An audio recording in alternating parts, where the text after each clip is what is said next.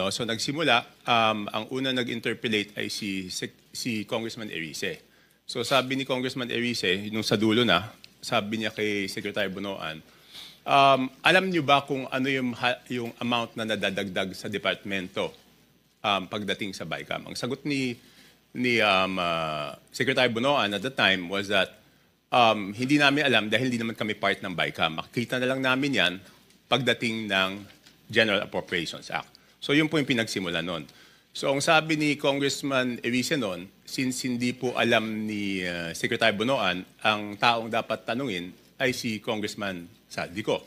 Kaya po siya nagmosyon na kung pwede, imbitahan ng committee si Congressman Saldico at yan po ay tinutulan yung motion niya ni Congressman Benny Abante. Bakit po tinutulan ni Congressman Abante?